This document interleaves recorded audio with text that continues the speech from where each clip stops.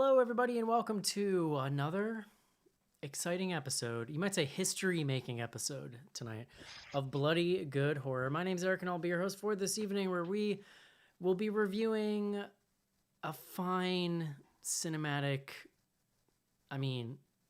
masterpiece, maybe? We'll talk about it. C.H.U.D 2, Bud the C.H.U.D. Finally doing it, John. How do you feel? Yay. I'm just happy you're happy. I'm very happy. Yeah. Not only from watching the movie, but while watching the movie, picturing you watching the movie made me very happy. So we'll get to that though in a little bit. But joining me tonight, first up from Manhattan, New York City. He's actually in his summer home this evening. Please welcome Mr. Schnars to the show. Yeah, it's the winter, but here I am at the summer estate. Sorry, you're at the chalet. The chalet, yeah. That's John if you're nasty, by the way. I'm currently in a basement in a chalet is basically what I should say. Next up from Indiana, please welcome Casey. Hello. I never say where I am, John. I'm in the lesser interesting part of New York. It's the capital region. I could hit New York City or Montreal, either one of those two, within 3 hours. Oh, wow. I didn't realize you were that close to Montreal. I'm equidistant, you might say, if you were in math class. You should just fucking pull up stakes and move to Montreal at this point. It's not that nice, at least what I've seen of it. But to be fair, that was probably the seedier quarters. It's got to be better than what we've got going on here. Yeah, what was last week? We did we did a staff pick last week. It was Casey's. Yeah, it was Intruder. Intruder, that's right. And then I think somebody jokingly said, like again this week, like we didn't really have much. There is Outwaters in theaters, but like for every one person who's told me it's amazing, 2 people have told me it's like a fart-smelling piece of crap. So I'm just like, we haven't been that compelled to go. We're going to watch it. We'll watch it at some point. Yeah, we'll probably do a video on that one.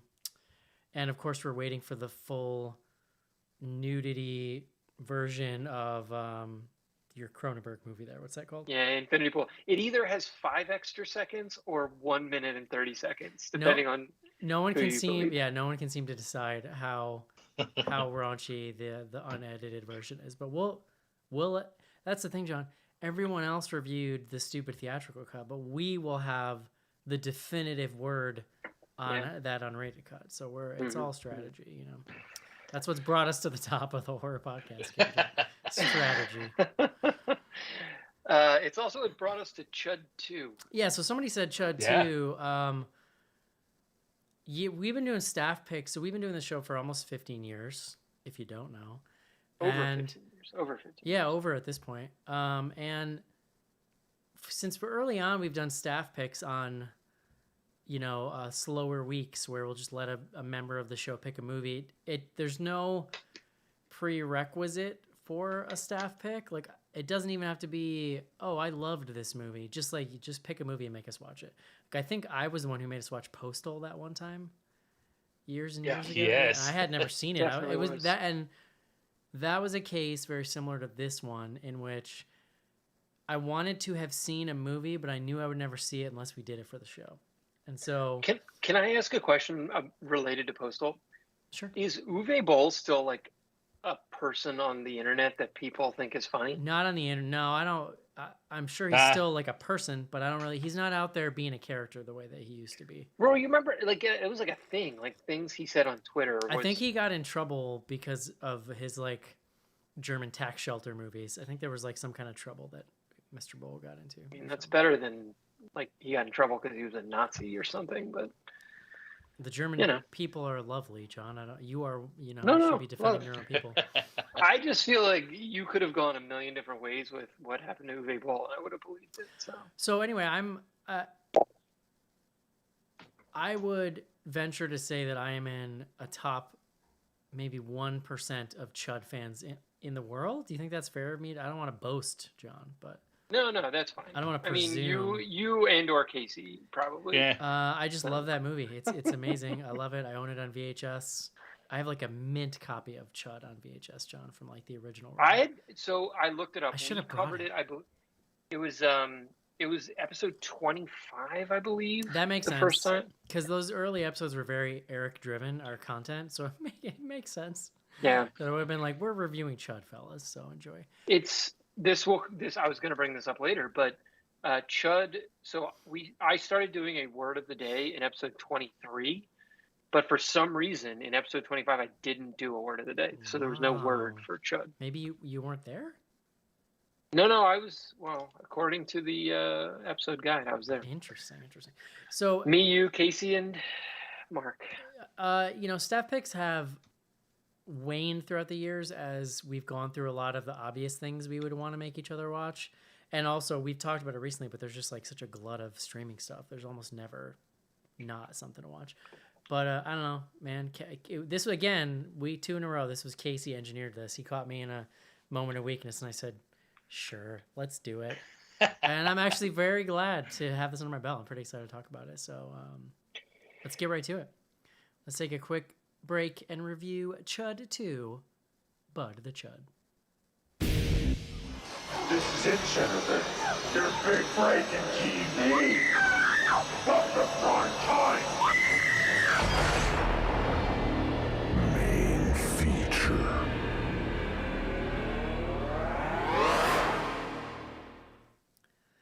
How much cocaine, John, how much 80s cocaine do you think they did on the set in general? But I was going to say, like, when the guy was writing it to come up with Bud the C.H.U.D, like, he definitely, there was some self-high-fiving happening. They might have been writing this as they were making it, right? I mean, isn't that also possible? Quite possible. I was thinking while watching this, there are a few movies these days that I really would want to see, like, a full making of documentary on, and this is one of them. Like, these are the kinds of experiences I need. It's loose. Let's just say it's a little loose in the plotting. A little fast and loose, yeah. All right, John, Speaking of loose, please bring us the word of the day.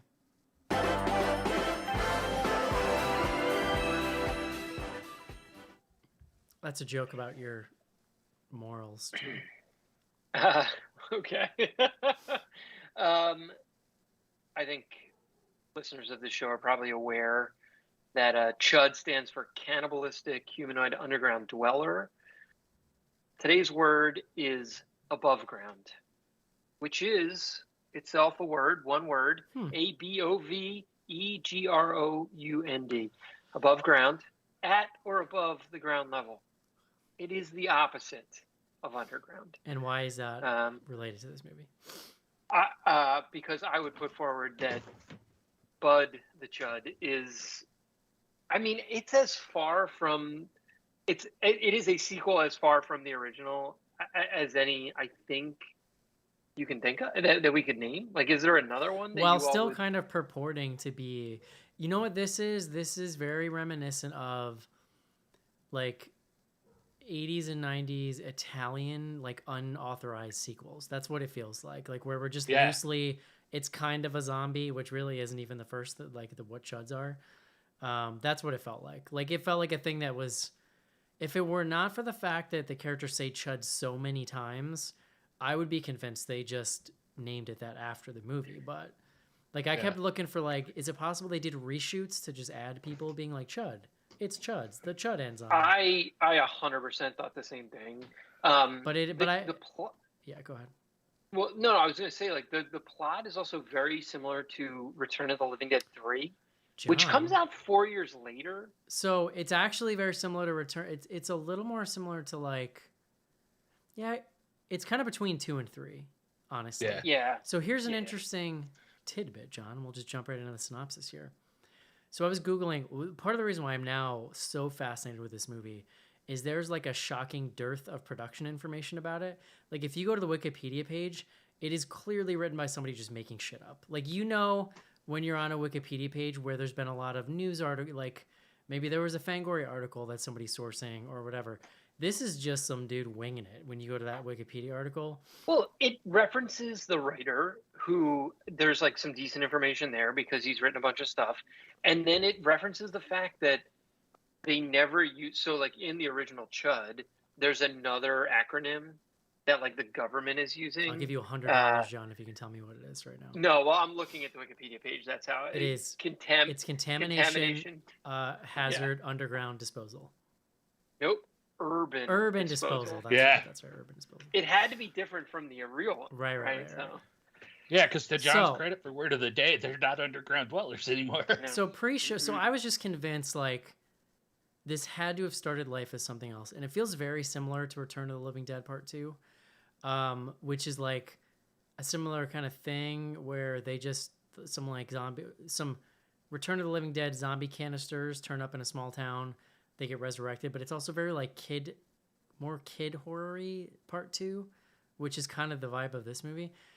So anyway, I just was like Googling a little bit pre-show here, and I find this like old 15-year-old obscure message board thread that could be all lies, John. You know, I don't. People sometimes lie. people lie on the internet. I know. But somebody claims to have found an article from like a Cinefantastique or one of those old school movie magazines, claiming like basically an announcement, claiming that this film was originally written as Return of the Living Dead Part 3, and that for whatever reason became C.H.U.D 2. Now, John, if you scroll further down, that actually makes some sense. However, more intrigue though. If you scroll further down in that thread, another gentleman says, "I messaged Ed Naha." Now, is there a person credited named Ed Naha in this movie? Writer. No, but that is the writer. The writer was under a He used a pseudonym. What's a pseudonym? Because Yeah. it's really good. M. Kane Jeeves. Yeah. Yeah. Amazing. So It was W.C. Fields used a very similar pseudonym, which is the reference. This is an amazing tidbit, and it does nothing but create more mystery in your mind, John. So just buckle up. This guy says, "I messaged Ed Naha about this a while ago, and no, C.H.U.D 2 was never supposed to be a Return of the Living Dead sequel. He did say, however, the producer was more interested in drinking wine and having sex with hookers than making a good movie." So let your imagination That run tracks. wild. Like it, yeah. When you think about the loose plotting and the madcap nature of this movie, like yeah, I don't know, I buy it. Oh yeah. So it's pretty interesting. So C.H.U.D 2, I'm gonna really fumble through this because there's actually weirdly a lot of plot, but it's basically like we open up in a room with some army men type people and some scientist type people, and they're talking about the C.H.U.D program and blah blah science, the C.H.U.D enzyme. And basically what I gathered, C.H.U.D enzyme, by the way, is like the greatest phrase I've ever heard in my life. They are what it sounds like is like some kind of government program to create like a zombie soldier kind of situation that I didn't even catch this. Like it's not working out right, or there isn't money for it or appetite for continuing it or whatever. But they have this specimen now that they have to do something with. So they decide, let's put him in a deep freeze and send him somewhere, ? Like they send him to like a small town disease facility or something. Yeah. And then he's like, you know, and then like if we decide to fire the program back up, like we'll just get him and reanimate him, and great. Now, along this path, on a parallel path, John, are some high school students. This one dude with the long hair, he's like that dude from the 80s. I looked, he's done a ton of like one-off television episodes. I know him from somewhere. I just can't place it. He's the guy with the long curly hair. Are you talking about Brian Robbins? Sure, I don't know, John. You tell me. Well, this is so as Casey The guy with the pointed mullet. out, Yeah, the wacky friend. yeah, the brown-haired guy. He now runs Paramount Studios and Nickelodeon. Yeah. No shit. Okay. He's like the VP of Viacom over all their children's I mean, programming now. I don't think I would have known him for that. He also directed. You got to go to his IMDb. He directed some awesome stuff. He's actually So just tell me what he directed. Well, a lot of Eddie Murphy stuff. He directed Good Burger. He directed I saw Norbit. Good Meet Burger. Dave. That's obviously not Eddie Murphy. Does this mean he hired that creepy pedo producer dude that got booted from Nickelodeon? I think they were in head of the class together. Honest, Oh, and I'm not yeah. joking. No, he was on Head of the Class. Who was the pedo? I don't even know who you're talking about now. The guy is it Dan Snyder or something? Like Yeah, it's Dan something. he He's a big produced the guy. Nickelodeon kid shows for like 20 years and is apparently like a super pedo that's been outed by like all of the old teen stars. That's not That good. claim that he was being basically, like, I don't know what the word, like, it was being ignored by the network. Their complaints basically were what they said. So Yeah. it's funny. Like, I mean, I like follow the entertainment news a little bit. C.H.U.D, and John. Serious subject matter. No, like I had seen Brian Robbins. Like I'm familiar with the name Brian Robbins. I had seen a picture of him in present day. It's not that he looks nothing like what he looked like in 1989, but it's Yeah. you put them next to each other, you'd be like, John, I don't mean to blow your mind, but that was 40 years ago. Shut up. Totally. Well, wait, no, that was not 40 years ago. That was 30 years ago. It was 89. That was 31 years ago. It was like 30. It was almost 35 years. So the other one, Trisha Lee Fisher, who plays the woman in this movie, is the half sister of Carrie Fisher. Oh, I see it. Yeah, I see it. So we have some kids here, some high school students. It's the aforementioned Carrie Fisher's sister is like the girlfriend character in the movie, I guess.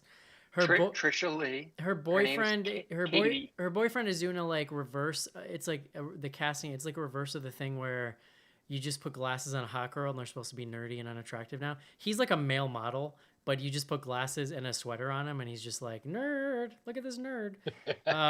So then like they're a couple and then their friend is this goofy dude with the curly hair who apparently runs Nickelodeon now. Well, hold on. They're not a couple at the beginning of the movie.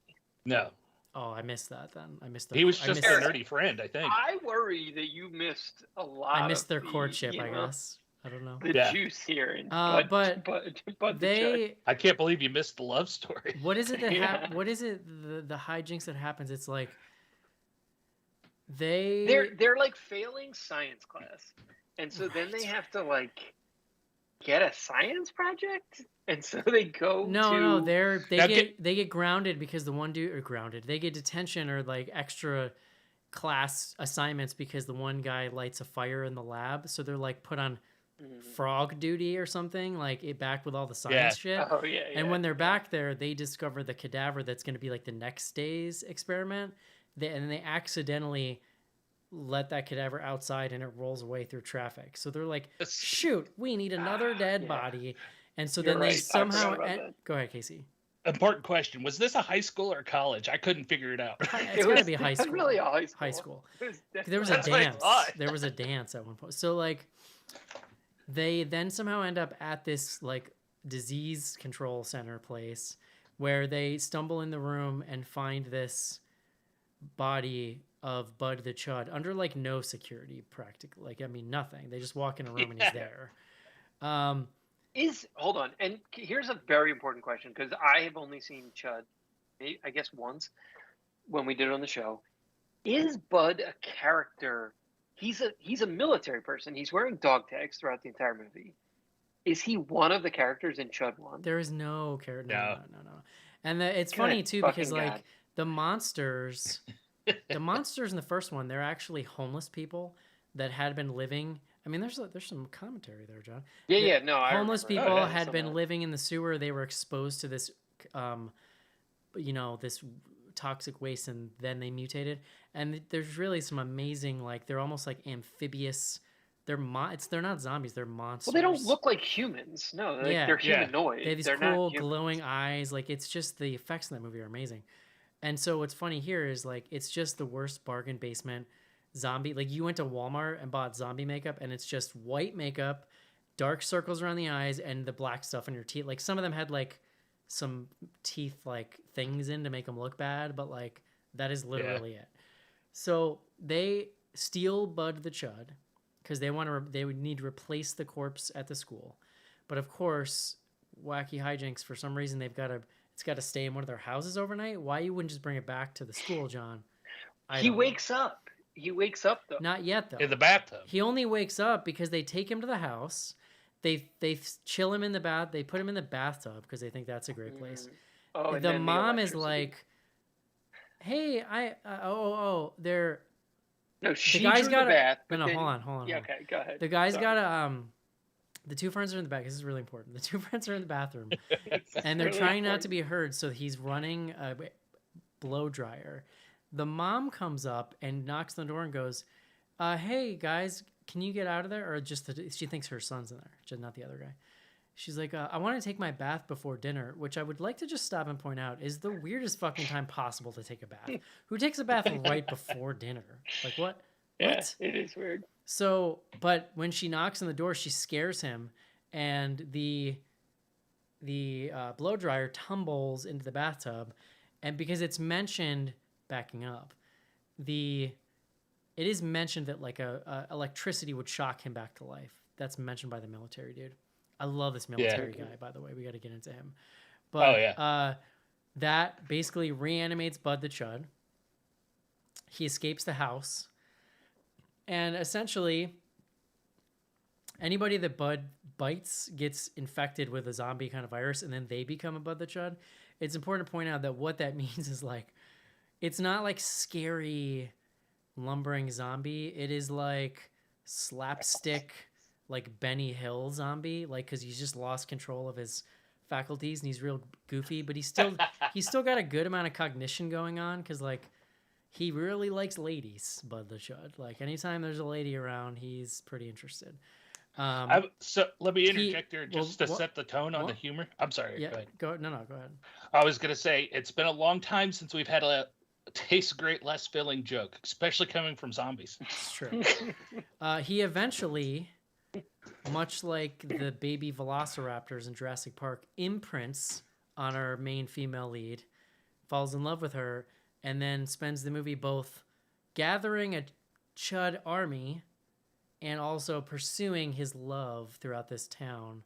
It all culminates at this high school dance where all the students are there, all of the town Chuds like descend on the dance, and then our three protagonists have to find a way to kill them. I think, John, It Follows might have stolen the end of this movie. I don't want to get too scandalous. Well, here, but... didn't we had a question? Wasn't it a question that someone asked about like favorite horror movie that ends in a pool? Weren't we discussing this at some point? I think it's we were. like It Follows and then Bud the Chud. Yeah, no, this is definitely very high up there now. Yeah. All right, Casey. Do you like quick thoughts on the original? Not that it matters to this movie so much. And what do you think? I always loved the first movie. I've seen it a bunch of times. I'm probably not quite as enthusiastic about it as you are, but I'm not far behind. I always got into the commentary, and I love me some Daniel Stern. So when I first saw this, I've seen this before, but it's been like years and years. I saw it like in high school at some point. It's at the time I didn't know what the hell to make of it because it's like, this is not Chud. What the hell's going on? I came to appreciate it more over the years, but like. It's a well-known fact. I love camp and cheese, and this movie is damn near perfect for it. It just hits all the right notes on that. It's so silly and goofy, and I could almost forgive them for the lack of plot or so much plot, because the cast in this movie is freaking amazing and way more better than it should be. There is a lot of greats coming from TV and stuff like that, like Norman Fell, and we've got William Forsythe. Robert Vaughn is our army guy that Eric was talking about. We've got Garrett Graham, who's been in damn near everything. We even got Frank Burns. Who is Bud the Chud? Because you're saying a bunch of names. I don't know any of them, but I did recognize a lot of people. Bud the Chud is Garrett Graham, and he's been in a ton of movies, like hundreds, 129. So many things, yeah. He's very recognizable. And it's crazy. And he's been in a lot of horror and stuff too. But then we also get like Dr. Burns from MASH. And June Lockhart and Norman Fell that I mentioned earlier was Mr. Roper on Three's Company. Yeah, it's like character actors of a certain era, is what I would say. Definitely. And future like studio heads. That's right. Our current era. And I'll be honest with you though too, and we can get into this, and we've mentioned it a little bit, but like I came to know Brian Robbins was running Nickelodeon and stuff like that because I got to the end of this movie, and my first thought was, this feels like a kid's zombie movie. And I went and looked it up, and I happened to be looking at him, and it's like, oh wait, with the way his career went on, it really kind of fits. It felt like a weird Nickelodeon movie from the 80s. Mm-hmm. John? Yeah, I mean, I really, really loved Chud when we watched it. Don't you Um, dare. no, it was like an eye-opening experience. I still remember that episode because I remember just being like blown away. And it's one of those movies that's a cult classic, but it's not even like you ask like pretty big people who would say they're into horror and they've never heard of It's them. still You know, relative. like I think it's still relatively obscure, yeah. yeah. So I was so pleased to have been exposed to it. Yada yada. This movie is not that movie, and I knew it was going to be goofy because you all had sort of mentally prepared me for it. This thing is basically a bad John Hughes comedy mixed with a bad zombie movie at the same time. And like it has its moments, like it has its charms. I'm not saying that I was impervious to some of the just absurd nonsense that was happening. It's just not as like fully realized as it could have been. It also look like the fact that they represented it as a Chud sequel is just It's egregious. ridiculous. Like it Yeah. just makes there's no reason for it. Like you could have just done this movie as like silly high school like comedy zombie movie. You know, I don't know. So I am glad I watched it. It is not something I will ever watch again. Yeah. I think this movie is really interesting because I actually think if you zoom out a little bit from it, it says a lot about the state of the genre in 1989. I think, like, looking back, I mean, especially if you're younger and are not that familiar with 80s horror, but you know, obviously, like everybody knows the 80s were such a huge horror decade. But that really kicked off in 1980 and peaked somewhere around 84, 85. And while horror just continued to be churned out throughout the 80s, by 89, like you're really on the backslide of it. Like other stuff that came out in 89, you're talking Halloween 5. So Halloween 5 at the time was like the least grossing of the series. I want to say 89 was like a Nightmare on Elm Street 5, which is like Dream Child. That one didn't do very well. So like even these like heavy hitters at the time were starting to bomb out at the box office, and that of course is going to have like a dragging effect on everything else. There also was a progressive like movies were taking themselves progressively less serious in a lot of ways. It's not to say that there was not stuff coming out that was serious, but there was this big market opening up for almost like everything had been done to the point where the only thing it felt like you could do is just do like self-parody at some point.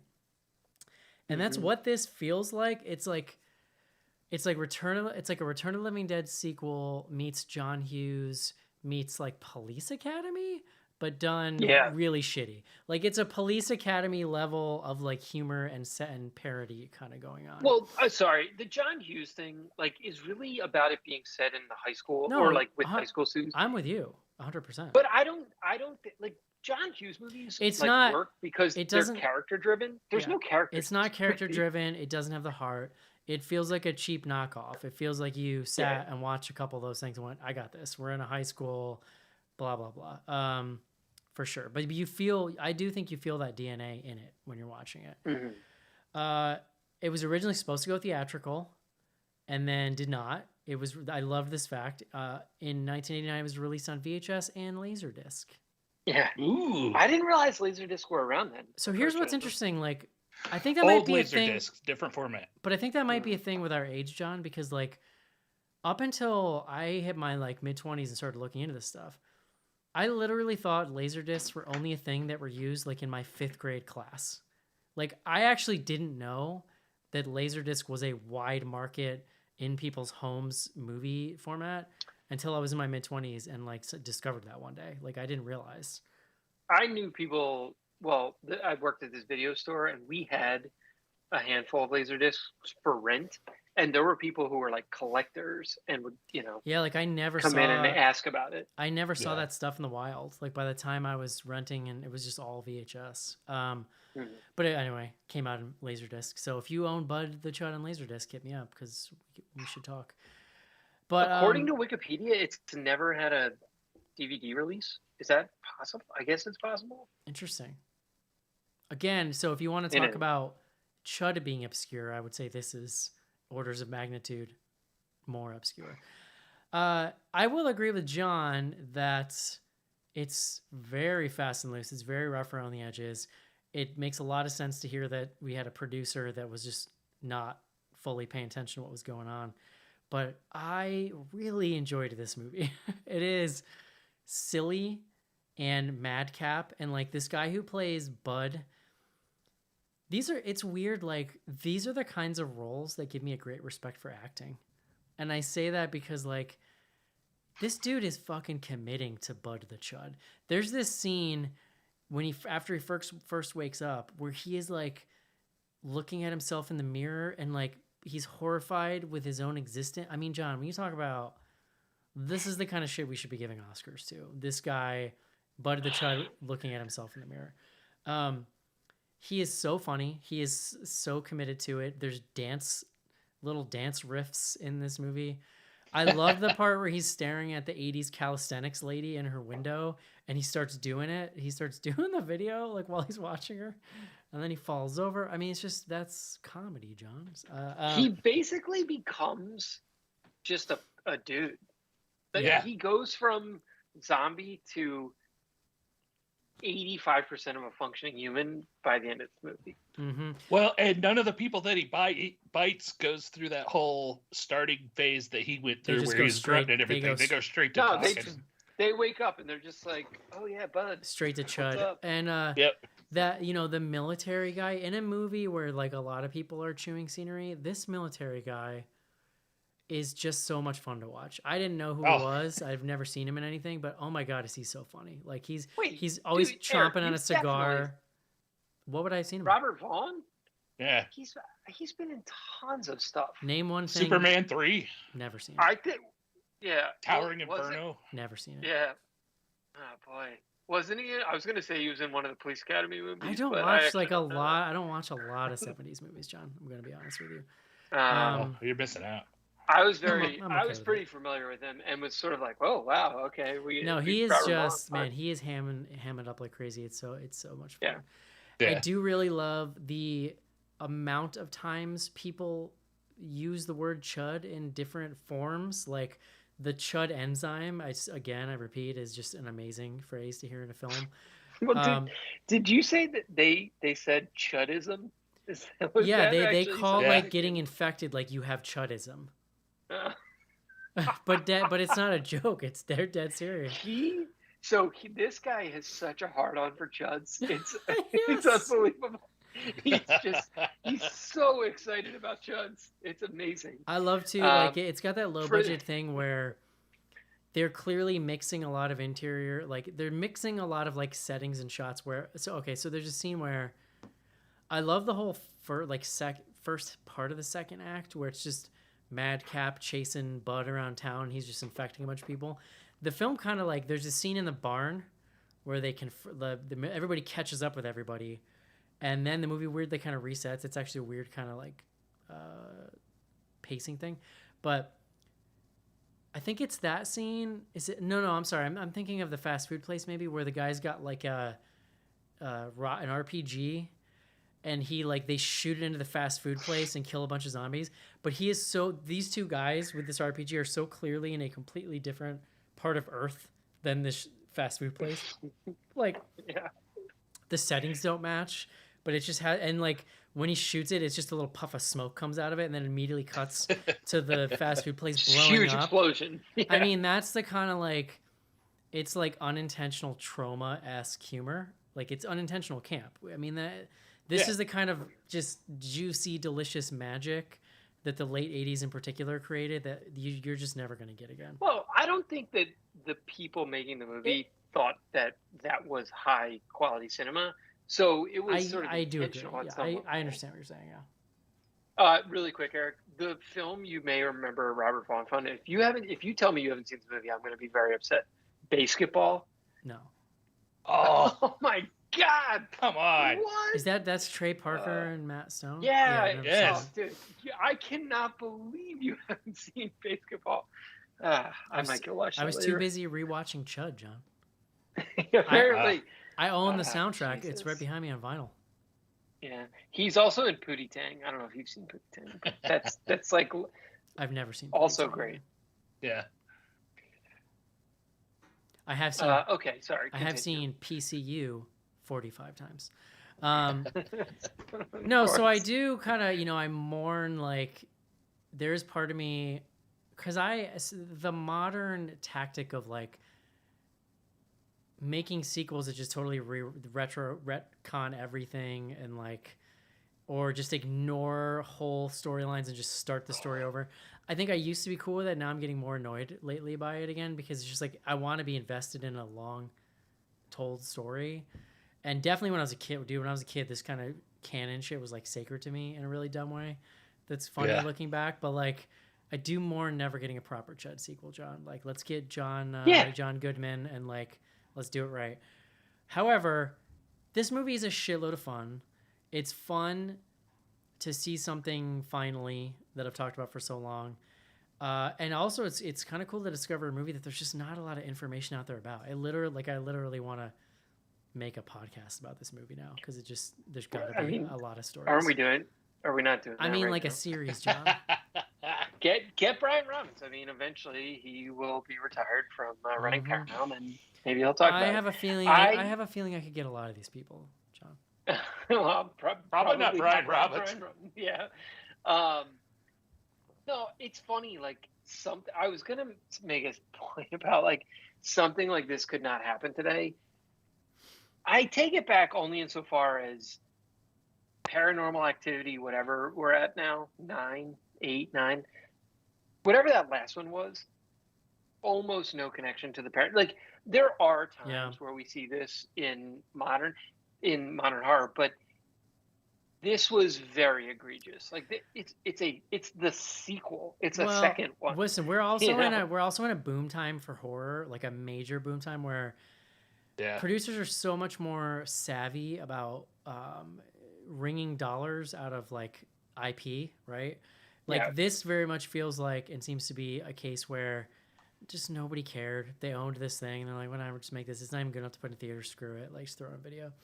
Well, exactly. If they cared, it's not that hard to write a slightly more canon. And now the original Chud is a cult hit, right? But like, I'm sure it was not blazing up the box office. Like they probably had plenty of good reason to not to feel like it wasn't gonna. Yeah. But but the late '80s were so sequel heavy that like that's how this shit got made. Yeah. What are our favorite moments from this movie? I spit my water out a little bit when there was, I like to call it a Chud dance line. It wasn't that big of a dance number, but they did this little funky. They were going up towards that shop where the dance was, I think, the high school, or where they're having the Halloween party, and they did that little dance move walk. They do like a half a move. They do like a half a Thriller move, and you think that they're gonna like bust into a full on dance, and they just don't. It's really funny. But it was out of nowhere. I mean, I think this movie could have done with a full dance routine from these Chuds. Oh yeah. Well, I texted you all like this movie. I guess this is my favorite part because it's the thing I'll remember the most. It has a theme song that is sort of like late '80s shitty rock. That's like but there's a lot of like it just keeps saying it's like it's like vocoded. It's like it's like a robot-y sounding. Yeah, yes. Chud. And then later it comes back and it's just the guitar riff. It's just there's a lot of like, would this be qualified as like butt rock? Because that's what I kept thinking when I was like watching this movie. Pretty close. It's not even a good guitar riff. No, there's so much cheesy '80s synth and like late '80s synth and guitar rock in it. It's really funny. God, meanwhile, barely any like horror-y instrumentation at all. No, it is not a horror movie. Like this. I was gonna say there's not a lot of horror. I think it's a horror. I mean, I would call it a horror comedy. There's blood and people die. That's true. People get eaten. It is.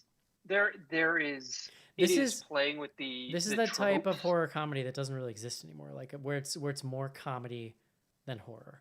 That was very much a late '80s thing.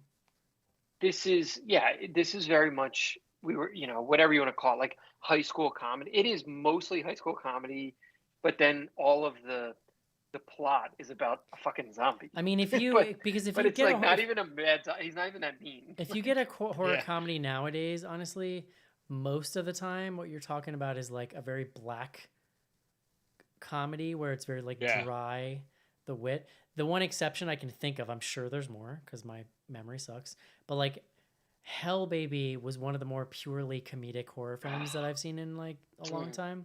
It's just But Yeah. late an 80s, incredible film. but late 80s again, you're talking about everything was parody and satire and Police Academy and sex comedies and like it was just Yeah. that kind of thing was in the air. It's nowhere near as good of a movie, but this would pair well at like a double header with like Night of the Creeps. It's like, didn't we do like a National Lampoon's movie at one point that was kind of similar to this? Yes, it was that one about the murder mystery in the high school. Yes, Yeah. Class Reunion or something. Yeah, like that? class reunion. You were mentioning some of the kills. When he kills the fitness lady or whatever, the jazzercise lady, that to me was like the one. It was kind of the only kill that gets its own moment in the film. Am I wrong? Yeah. Like, are there other films or other kills? It gets an extended like stalk and sequence, and then the kill. Like the other kills just kind of happen flyby, almost. Is the Yeah. way to put it. It's more just adding bodies to the. Yeah. Yeah. To the his- fodder. So you have Chuds for your great taste, less filling joke in front of the gym. I just keep thinking about that little foot sweep move that you're talking about. Yeah. I also, this is gonna sound pervy, but they really kind of focused on it with the exercise lady, because when he first walks up on her exercising, he's looking at her, she's got her back to the window, kind of looks like she's topless, and you find out later on that's some Yes. weird wraparound thing over leotards, which I'm pretty sure is the exact same bathing suit that Carrie Fisher's sister was wearing at the end. Mhm. Just Katie. over That leotards. is interesting. I love that scene. She's like talking to the woman. She's like, she hates this woman on the TV because she's like, you probably never announced a fat in your life. And then she's like, I can't wait to finish this so I can smoke a cigarette and eat a pizza. And then she's like, screw it, I'm gonna smoke the cigarette now. It's like, cool. Yep. Good stuff. Um, I did happen to enjoy the ending of this a lot. The final climax of this was fun. I'll tell you what, though, it was it was clever. It is fun. I enjoyed the effects. It doesn't make any goddamn sense. Like Yeah. Okay. No, the way Thank you. the way the water did just like like the effects, too. I'll disappears, agree. but like where did the water go? Like they're on ice, but it's down really low. But like that scene more so than the rest of the movie is atrociously edited. Like yeah, they're trying to set up tension, and it is just the longest, most drawn out. Yeah. That scene could have been 50% shorter, honestly, and maybe it's just because they're only at 89 minutes as it is with credits. So I was which- just say they needed to fill it out a little. no complaints. These people know how to make a movie. I look. I'm going to be on record here for posterity.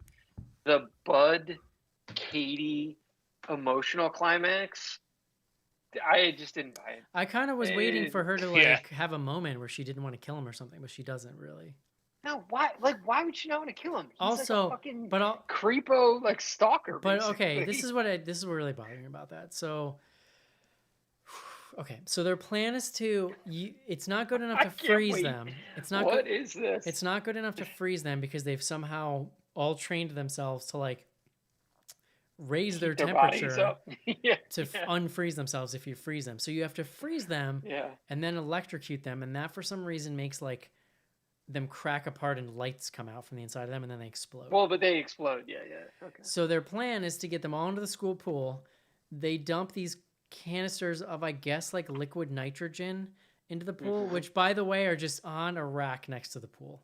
Yes. Yep. They do that. A bunch of stuff happens to the water that makes no sense. They're all frozen, but then and they don't even like, they know about the electricity thing, but they have no plan for it until they freeze them all. And they're like, oh no, we need electricity. Then they're trying to figure that out.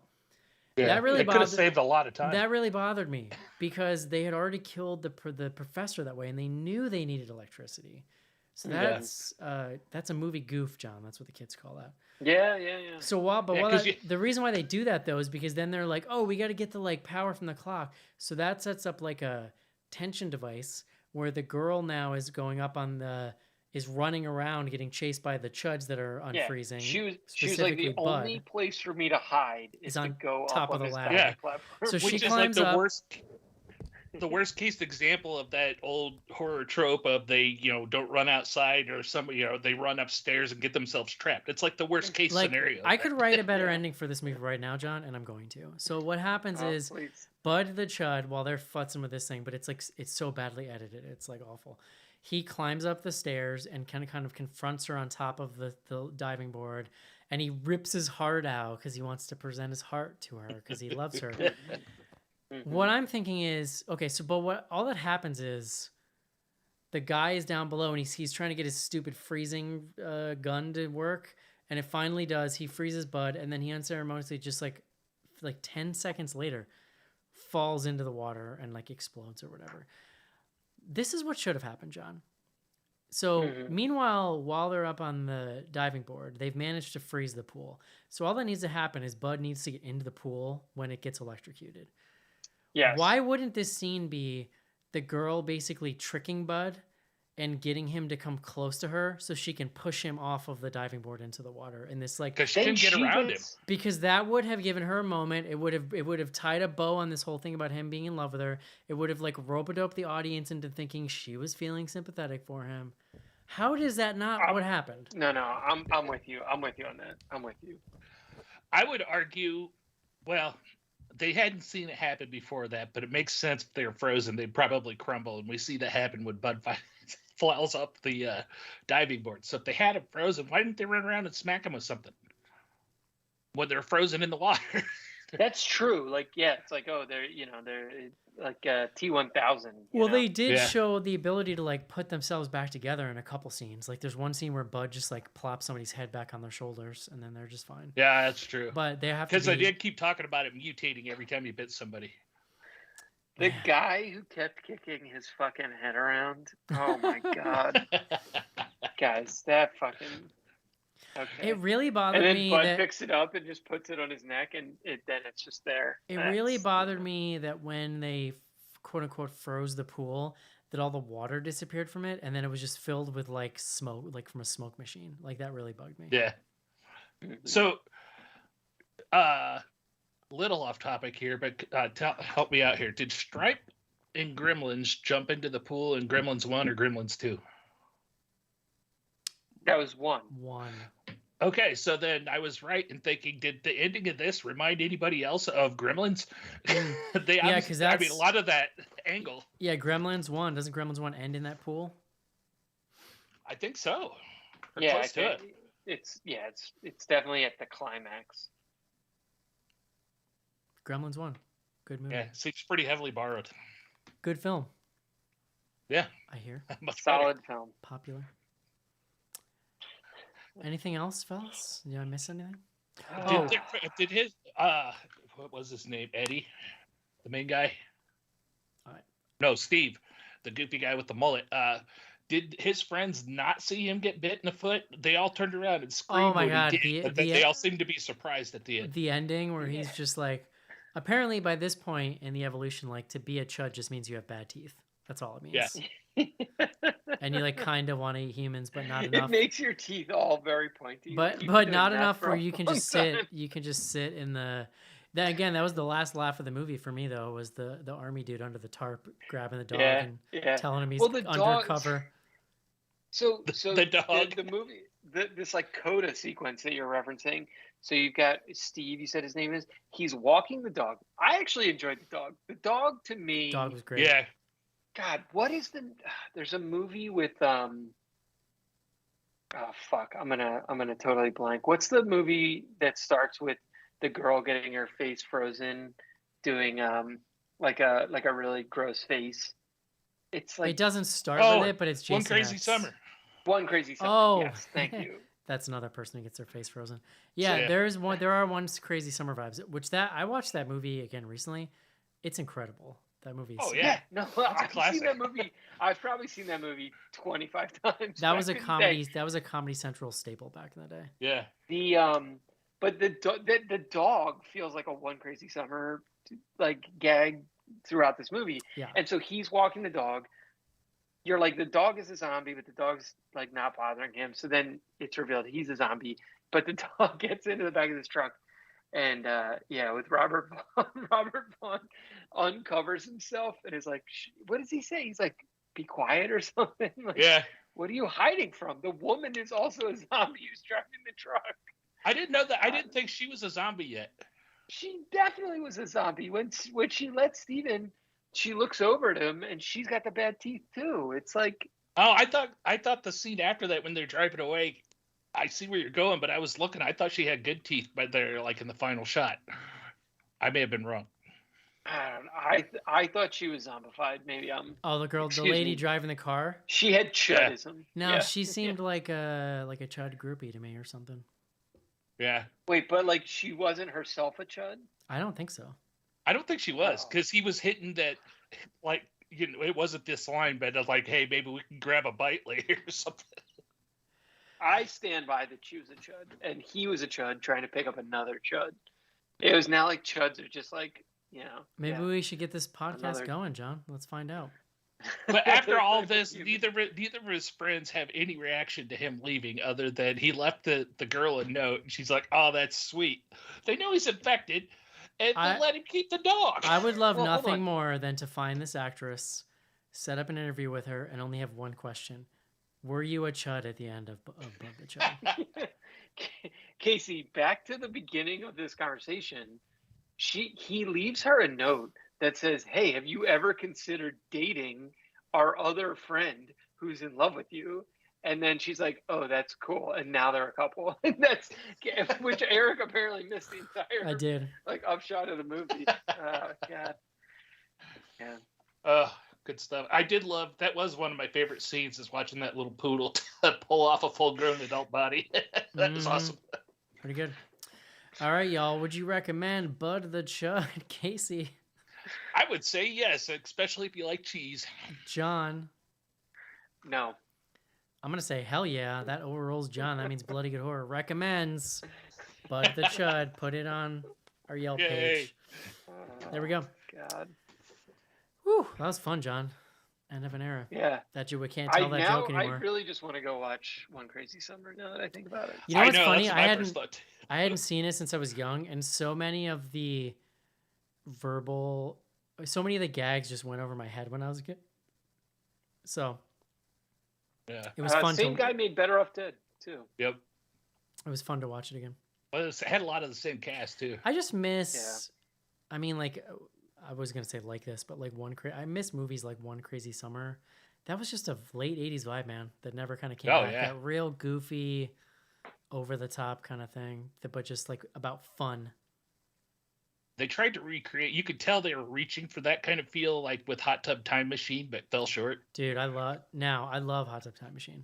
I do like it too, but they didn't quite reach that '80s comedy magic like you're talking about. I do love it a lot.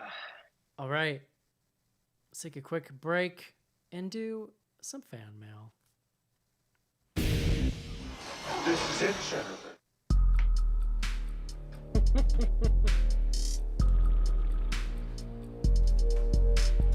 Send feedback to info@bloodygoodhorror.com or on Twitter using hashtag AskBGH. Join Patreon to get back episodes and much more. Patreon.com/bloodygoodhorror.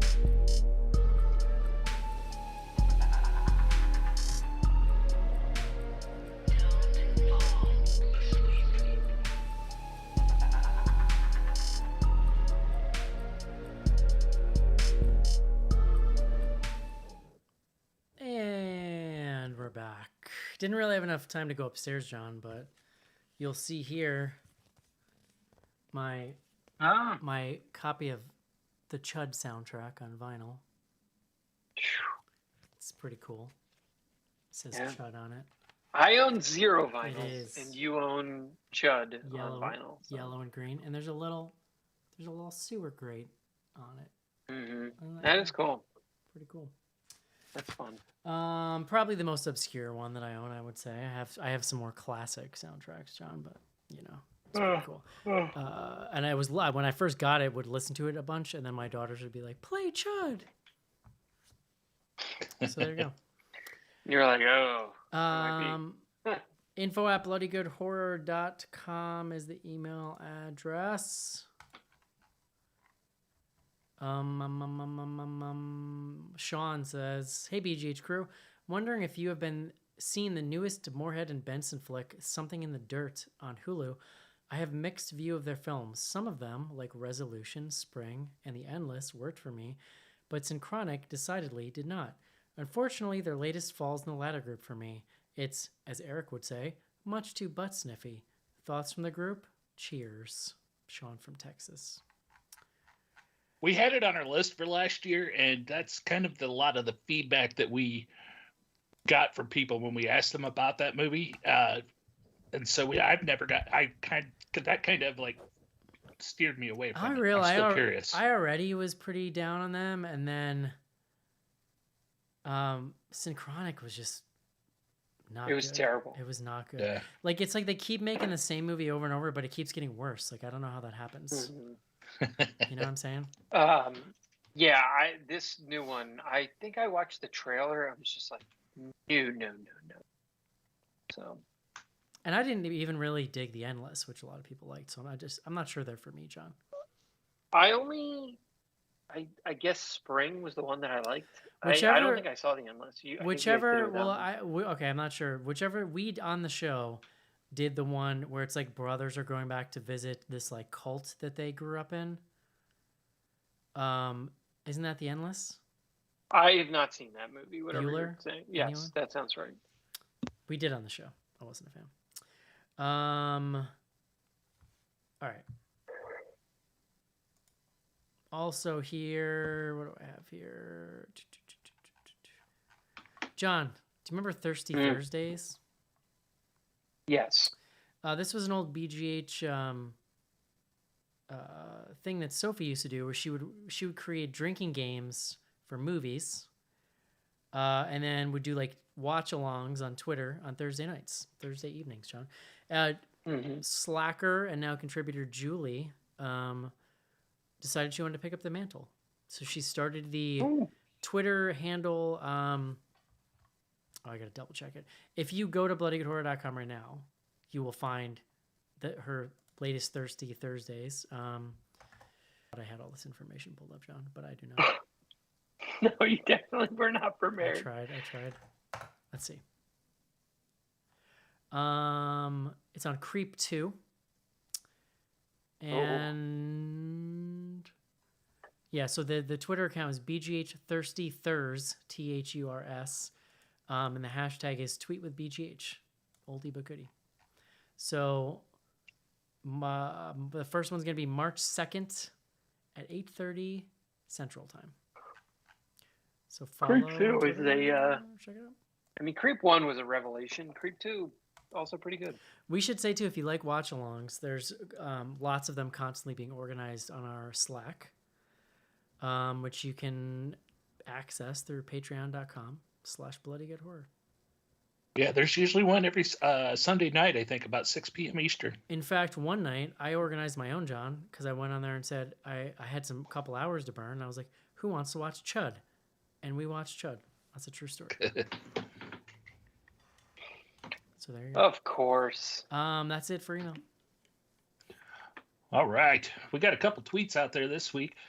First one comes in from @LeakyPencils and came in like the day after our episode last week, so I'm going to include it here. What's the oldest horror movie you still watch regularly? I know Eric enjoys Nosferatu. Oof. With the laughing smiley face.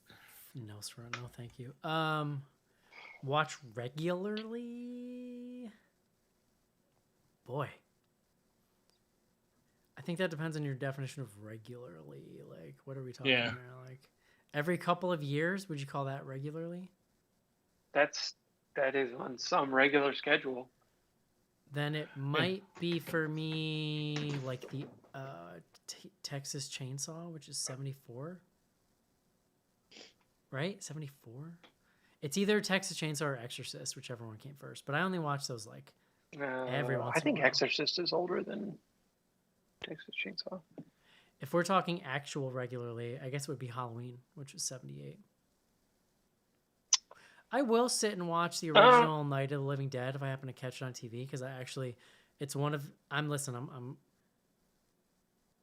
not too cool, John, to admit that I just don't love black and white horror that much. So but I do really like the original Night of the Living Dead, and I'll watch it when it's on. Exorcist 1, 1973 as well. Okay. I thought it was older than that. What about you guys? Casey's a Hammer aficionado. Come on, it's got to be one of the Hammer movies. Well, I don't have a particular Hammer that I visit regularly, but I do put Hammer movies on regularly in the background when I'm drawing and stuff. So it could be, I would say, Hammer movies in general. What was the heyday there? Those were like early 70s as well, or like late 60s? Yeah, they went through like the late 40s to early 70s. I mean, mine, like, there's no movies, I don't watch anything regular. Like, Yeah, you're one of those weirdos that just watches the thing and then doesn't watch it again. No, it's very rare that I watch something. So, like, the thing that I've watched, like, Texas Chainsaw, I've probably seen 4 or 5 times, and that's, like, one of the older things that I've seen the most, for sure. Mm-hmm. I was trying to think of, like, a good movie that I watched that was old and I watched recently, but I don't know. I can't put my finger on it right now. All right, next up we have from @WellHorror, which is Well-Adjusted Horror. Do you have a favorite Joe Bob episode? That'd be more for me and you, Eric. Man, I was just recently watching through a bunch of them. Oh, the old ones. Are we talking old or new? I guess that's the question. They didn't really specify, so. I'm very fond of the Friday the 13th all-night marathon that he did back in the 90s, where the crew was slowly being killed off by a killer that turned out to be Ted Turner because he had upset him. It's a pretty funny gag. And I also the two that I always think about, because just for nostalgia reasons, like his Phantasm 2 episode from back in the day and his Maximum Overdrive episode, like, introduced me to both of those movies, and those are like big memories for me watching those back in the day. Yeah, I was going to say Phantasm 2 from the old ones too, because that's where I discovered that movie. Yeah. So that one always stuck out to me. All right, next up we have @Schnecky91. Following up from last week about the sequel skipping, Halloween is what I had in my head at the time. I wanted to see what happened with the Cult of Thorn. I only care about the first 2 Predators, then Prey, the first 2 Texas Chainsaw Massacres, then none. Anymore? Anymore what? That one, it's harder without having the context of the last week's question. It was about, like, sequels that you skip and then pick it's up right here. I would say, like, here's last week's question just to help flesh it out. When a movie franchise doesn't acknowledge all sequels, does that kill it a little bit for you, or are you cool with it? I will say, if you're skipping Texas Chainsaw 3, you're missing out. It's pretty decent. Yeah. But they do change fairly significantly, especially after Chainsaw 2. I mean, that was a big change. Well, Chainsaw 3 sort of like tries to go back to the more serious roots, but it's got like a late 80s feel to it. It's just, I don't know, it's a lot of fun. Yeah. No, maybe it's early 90s. All right, next up we have longtime friend @Skizbot. Last week's movie, Intruder, got me thinking about some of the awful crap the bosses would make us do at my first warehouse job. Thankfully, none of them ever carved my head in half like a block of Black Forest ham. Anyone have any shitty boss stories? This reminds me, last week, so we had that big discussion on the show about, service jobs we had worked in, but then it just kept going on Slack. I mean, it almost is still going like that. Those are the shows I really love Slack for, when they spur I conversation. think that really inspired Skylar too. Skylar's question. He was part of that ongoing. There were so many wild first job stories on Slack. It was a lot of fun to see that stuff. Terrible boss stories. Well, his name was John Schnars. I worked at Google. No, I'm just kidding. I'm sure John's a cool boss. I think I talked about, I worked at the video store. It was one of my favorite jobs. It was one of my only service jobs, right? When the store went out of business or was going out of business, it was purchased by two of our most regular customers. And it was a couple. It was like a, older couple. And they were like, we're going to rescue this business. We're going to turn it. So they loved it because we had a very expansive collection, lots of foreign films, lots of like art films. And they were like, that's what we need to do more of. So they came in, they took it over. Were they the worst bosses ever? I should say probably not, but like it was an eye-opening experience. They came in, the very first thing they did was they got rid of the porn room. The porn room, all of us who worked there knew, paid all of the bills.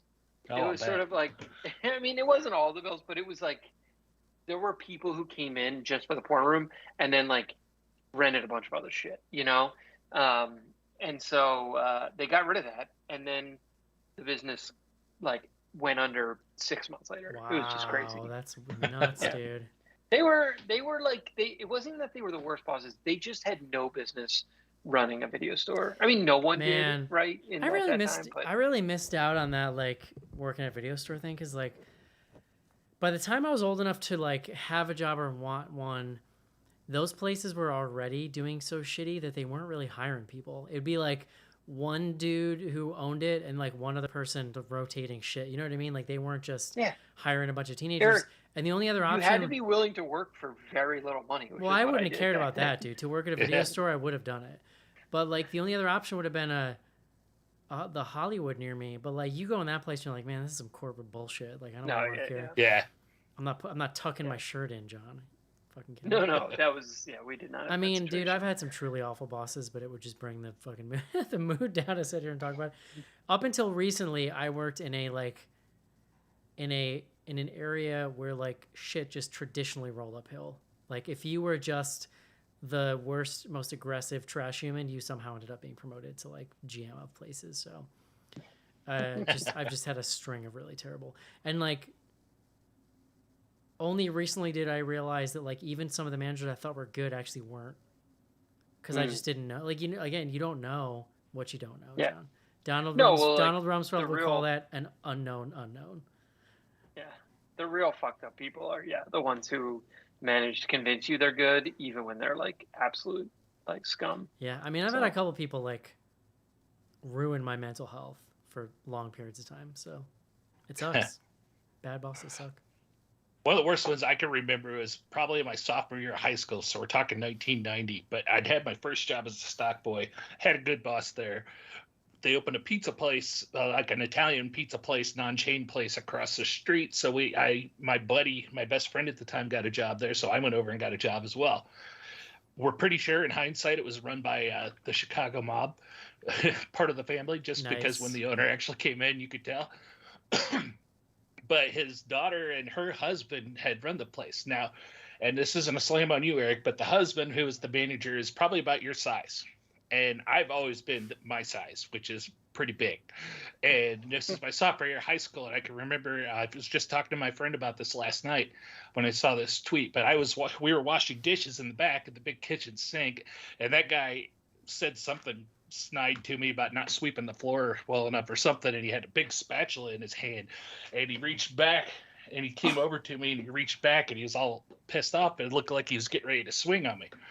And I stood up out of I wasn't in the sink, but I stood up from that sink, water dripping at me, turned around and looked at him. And I had my friend Rick and my other friend Dennis grab me both at the same time because I was going after him. Damn, dude. Yeah. You were almost gone.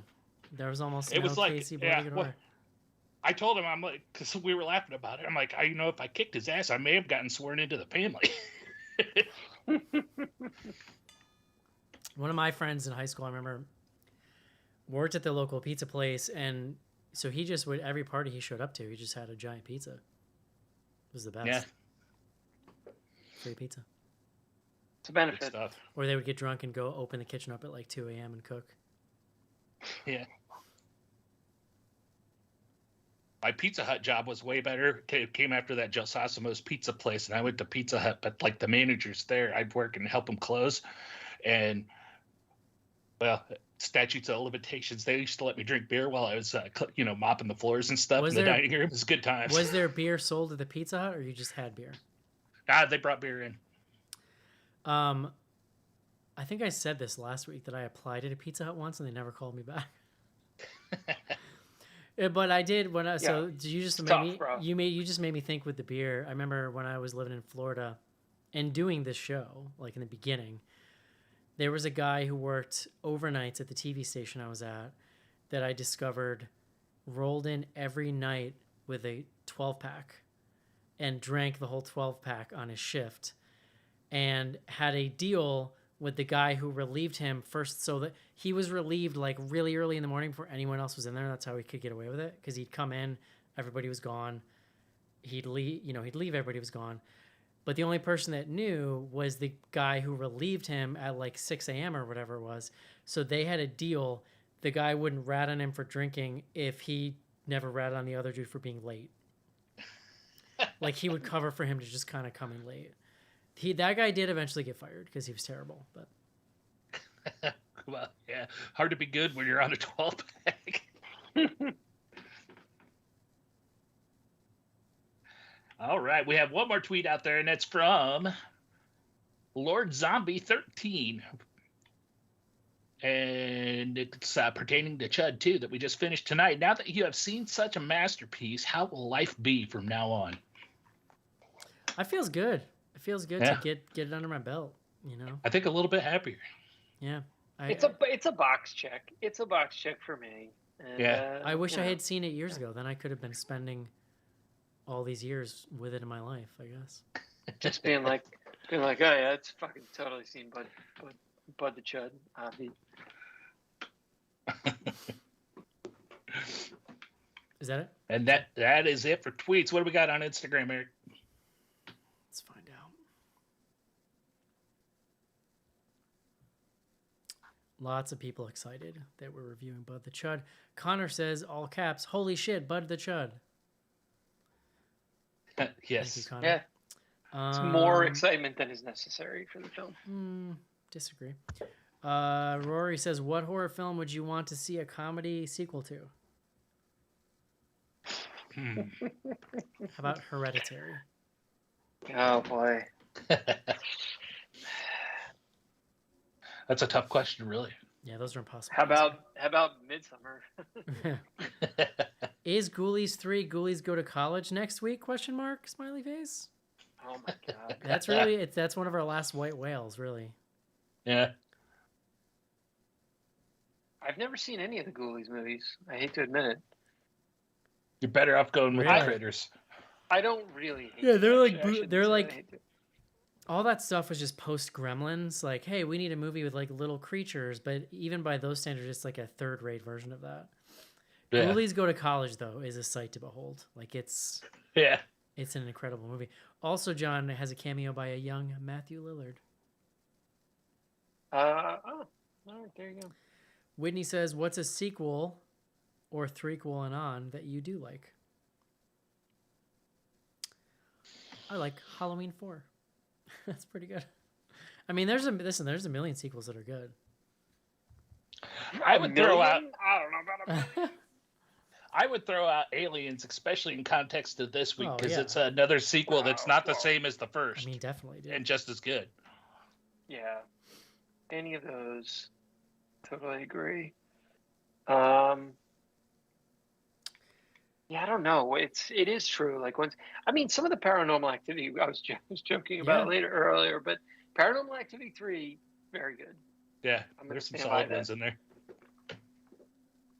I can get down with 2 as well. 2's the one with the people with the TV, the big TV. Well, is the question any sequel, or I thought it was 3 or I think later. she's just saying name a sequel that you like. Yeah, sequel or threequel. Right. Well, fair enough. Brian says, this is great. What are some other bucket list staff picks you'd like to review one day? It would be fun to do Ghoulies Go to College, honestly. Again, like we went through so many staff picks. I don't have a lot of stuff in the tank, so to speak. There are so many movies that I haven't seen. Like none of the Ghoulies movies. Do I feel like I need to see it? Absolutely not. It's No. more You know, about, so- but it's more about what I want, John, than you. That's the thing. Yeah, fair. No, well, like I actually do think it would be fun if we just kind of programmed up like 10 of these absurd Yeah, things at some point. But I agree. I don't Dude, know. I was just saying this to Elizabeth today. There's something so nice about doing the show and not feeling like I'm wading into any kind of discourse. Like I'm not giving like the latest thing that everybody's debating on the internet. I'm not giving my thoughts on it.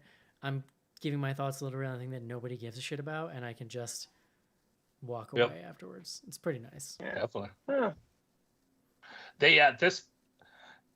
I'm not completely joking here. I may have one of my next staff picks in mind simply because of the dancing chuds, but that's Dead and Breakfast. Oh, I'm pretty Dead sure and I've seen Breakfast Dead from and like Breakfast. 2000s. Yeah, because it has line dancing zombies. Yeah, I'm not sure I liked that movie. I did. But, That was one of the last ones of David Carradine too, I think. But if it's your staff pick, you could do it. Yeah. Next Yeah. up, Chris says, would you rather C.H.U.D have a legacy sequel, a reboot, or a remake? I want a real sequel with John Goodman and Daniel Stern. That's what I want. Yeah. I don't care about John Hurt so much. He can stay home. That's fine. Wait, is Daniel Stern still alive? Yeah. Okay, He's the best. good. Let's do it then. Daniel Oh, Stern yeah, is yeah. honestly like, I think he steals the show in movies that he shows up in. Like, he doesn't do a lot. I don't think he does a lot now, but No. like, you ever seen Very Bad Things? Yep. He's kind of the best part of that movie. Yeah. Yeah, he is. That movie's it's a hell of a movie. Next, But he was the narrator of Wonder Years too, which so like his voice is always Oh, magical that's to right, me. he Just was. That's right. He was. he's got that nice lilt to his voice. He seems like a nice guy. I have no evidence. I have no evidence of that, but I do. So the story yeah, I mean, he could be back a in monster, back we in have the no old idea. Bloody Good Horror days, I wish I could. Well, I don't even know. I don't know if I could dig this up, but I interviewed this guy named John, I think, Bonheim, who was one of the main producers on the original C.H.U.D.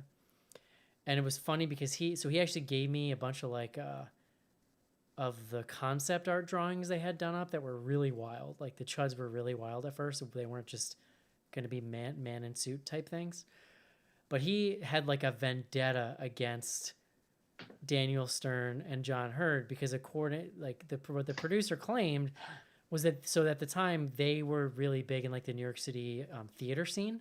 So it's not like they were like world like countrywide famous, but in the little circle they were making the movie in, they had some like sway.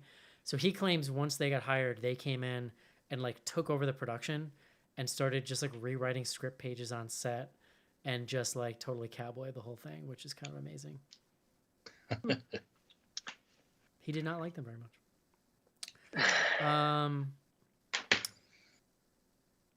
Robel, how great is the theme song? I taped this on my Walkboy off the TV back in the day. Amazing. It's really good. Bud the C.H.U.D. Bud the C.H.U.D. Does finally seeing C.H.U.D 2 leave an emptiness inside? Is there really anything left in life for any of us? That's from Billy Big Pants. I was already empty inside, sir, so joke's on you. No, I think it actually feels good. It feels good. Yeah, I'm fine. Brian says, how great would a Jordan Peele C.H.U.D remake be? Now, that could be kind of Apparently, Jordan Peele is a big C.H.U.D fan. If you remember, Obviously John, he is. but if you Yeah, I've heard remember, that. the VHS is featured very prominently in Us. Yep. Mm-hmm. I would be very into that. We mentioned too, Halloween 6. There were articles that reported that, like, at the time, Tarantino had expressed interest in potentially writing something for it. For Halloween 6? Yeah, like he loved the whole like storyline that they were working on and had like an idea, but it just never came to fruition. I don't know. That's like he might have said that one time to like one person. It was real, John. Don't steal my It dreams. had feet in it. Next up, excited for the new Scream movie or not? I'm not that excited. I would not say excited per se. I think that the trailer made me feel intrigued in a way that I wasn't before because I'm liking the vibe that I'm getting. But my expectations are pretty basement level after the last one, I would say, which is sometimes a good place to be. Yeah. Well, I'm strongly aligned with Eric, and I think I've been on record that I don't give a shit about Scream anymore. But I saw the trailer and was like, I think it has some Okay. potential for at least to be memorable. So there you go. Mhm. Polly, what's some other long-held dream that you hope to achieve someday?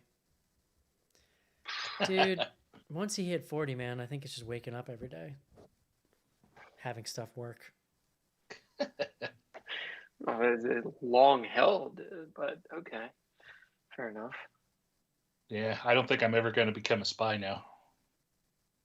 You know, That was like my childhood dream. Like a James Bond style spy, not one of these boring ones that we have now. Do you guys think you'll check out? This is from Tia. Do you guys think you'll check out the movie Loneliest Boy in the World? This looked like a kind of musical horror comedy spoof, or I don't know. No, Yeah, I hadn't heard of it until you sent us that tweet, and I looked it up, and I could see some potential there. I'm It curious. does have a 5.2 on IMDb, which makes me nervous. Yeah. Not that I go by that per se, but I've been around the block long enough to know that if IMDb users somehow give you a 5.2, your movie's probably bad. I'm usually game down to like a 5. Mm-hmm. All right. 2 more questions. What is Merle? What is the best horror sequel ever made? Ooh. Man, I mean, it might be Aliens. I mean, that's very action movie, but it's also very horror movie. No, that counts, and yes. John, you ever seen The I don't know. Fly 2? I don't think I have. Where Not directed by Cronenberg. starring Eric Stoltz as son of Brundlefly. And I he's don't know like, if I've seen that either. he's like, I do owe it to myself to watch. he's like this, being held in actually. a research facility. I think we just found your next staff pick, John. I'm not making that up. Yeah, they're holding him in like a research facility to learn about him, and he's like he's a teenager, so he's getting very angsty, and they're having to deal with his, fly angst. Mick Garrett's credited as screenwriter. Yeah. There you go. It must be amazing then, John. You know what it means when Mick Garris was involved in it? It's a movie. Well, it was that and Critters 2, the main course. So. I would actually love to have you watch The Fly 2. It's not. It's whatever. It's enjoyable enough, but I like the idea of making you watch a non-Cronenberg thing that's related to Cronenberg.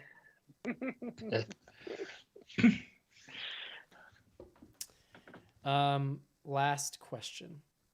I like this. Do you still have your old CD collection from high school? Mm-mm. I finally gave mine up, I don't know, 2010. I still have probably 50 DVDs, many of which were burned. I just have fucking copied. Yeah, dude. Oh man. So Netflix back in the day, I was fucking turning and burning, baby, on Netflix, to the point where you had to be careful because if you had a pattern of getting a movie and always sending it back the next day, they would start to throttle how fast you would get movies. Yeah. But yeah, I would say I have a tote where I got rid of all the cases, and I have a tote where they're just in slip cases. The problem being though that the DVD ripping and burning technology back then was compressing the shit out of those movies. So if you just threw those on a big flat screen now, they'd probably look like shit. But I keep them around anyway. I mean, there were ways you could, at least whatever app I was using or program, which Eric, you probably put me on. I was on Toaster or whatever that was called. Yeah, you could. There were settings where you could say yeah, but it just the technology just wasn't there yet. It wasn't. Yeah. You could pop in a computer and I think it would be perfectly watchable, but I wouldn't try to throw in a 4K TV. I know where my CDs are. You know what I do with my CDs? I My father really loves discovering new music, and it can be anything. It's a thing I actually really admire about him. Like, he's not one of these old people that's just still listening to whatever he listened to when he was a kid. He'll listen to anything. Like, he'll buy every year after the Grammys, he'll buy the like Grammy winner CD just so he can like hear new shit. But I gave him my stack of 90s CDs and then found out like he would just be rolling around for months listening to like No Doubt, Tragic Kingdom on a loop like every day. Or like Nice. Red Hot Chili Peppers or something, like, and he'll just throw it in. He doesn't care. He'll just go through the stack and like listen to it for weeks. Yeah, I don't have my high school CDs. I would not be 100% if my or 100% surprised if my mom had some of my old CDs, but in a box in the basement. At some point where I got comfortable enough with Spotify where I'm like, I was no longer trying to manage an MP3 library, which was a total nightmare. Like, Yeah. when you'd Yeah. have to It was the load, worst. you'd have to load or unload the like 5 albums you were listening to from your iPod Nano or whatever. Yeah. You know, once you had to stop doing that, I was like, why do I still have this? It's movies is a little different because there is a ton of shit that is still you can't find. There's no fucking music. I mean, I know that's not true, but the amount of music that you would want to listen to that you can't find is much smaller unless you're into like pretty, you know, Wait, what are you saying? like music now. Like everything is on Spotify. Movies, it's still quite hard. So I'm saying like it makes sense to me to maintain at some level, like you have your VHS collection. More so lot maintain a of- collection of movies than music per se. Yeah, Yeah. exactly. I That's sorry. understand. That I was the understand point what I you're was saying. making. Yeah. Yeah. There's a definite like I've noticed just in my little Twitter silo like a renaissance of people not just collecting physical media but making it like literally their entire personality. Like like it's all they want to talk about is how they're media collectors, and it's like, good for you.